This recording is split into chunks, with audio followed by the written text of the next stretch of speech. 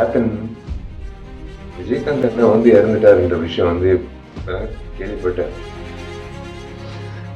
என்ன மன்னிச்சிருங்க, முதல்ல என்ன மன்னிச்சிருங்க. சத்தியமா இந்த நேரத்துல நான் அவங்க பக்கத்துல இருந்து உங்க முகத்தை ஒரு முறை பார்த்து ஒரு காலத்தொட்டு கும்பிட்டு அவங்க கூட இருந்திருக்கணும். நான் வெளிநாட்டுல இருந்தது என் தப்புன்னு இருக்குமா என்ன மன்னிச்சிருந்தேன். ஏன்னா நான் வந்து நல்லது செய்யறது வந்து சாதாரண விஷயம் இல்லை. எங்களை மாதிரி ஆளுங்க நல்லது செய்யறது சாதாரண விஷயம் இல்லை. எங்கேயோ ஒரு யாரோ யார்கிட்டயும் இந்த ஒரு கத்துக்கிட்டு இருந்திருக்கும். அவங்க கிட்ட நான் கத்துக்கிட்டேன், சத்தியமா சொல்றேன். ஏன்னா அவங்க அலுவலகத்துல வந்து கிட்டத்தட்ட 20 வருஷம் முன்னாடி நான் கேள்விப்பட்டிருக்கேன். நிறைய முறை நிறைய பேர் சொன்னதுதான் நான் கேட்டிருக்கேன். உங்க அலுவலகத்துக்கு யாராவது பசியோட வந்தா நீங்க வந்து சோறு போட்டு அனுப்புவீங்க.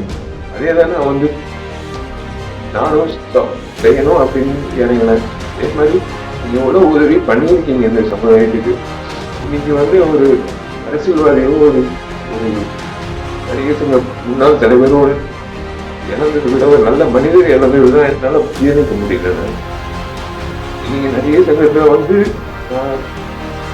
நாங்கெல்லாம் பொறுப்பேற்றதுக்கு அப்புறம் உங்களை வந்து சந்திக்கும் போது பிரேமலதா அம்மா சொன்ன ஒரே விஷயம் தான், நீங்க பதத்தை மீட்டு எடுத்துட்டு வந்து வரும்போது உங்க வீட்டு நடு கூட வந்து அந்த அளவுக்கு நீங்க ஒரு விஷயமாவே இல்லை. நீங்க அந்த பத்திரத்தை அப்படியே பொக்கிஷமா நீங்க வந்து உங்க லாக்கர்ல வைக்கீங்க. அம்மா அந்த மாதிரி சொல்லும்போது நீங்க செஞ்ச உதவி, நீங்க செஞ்ச விஷயங்கள் இந்த நிறைய சங்கத்துக்கு நீங்க நடத்தின அந்த நிர்வாகம், அரசியல்வாதியா நீங்க அவ்வளோ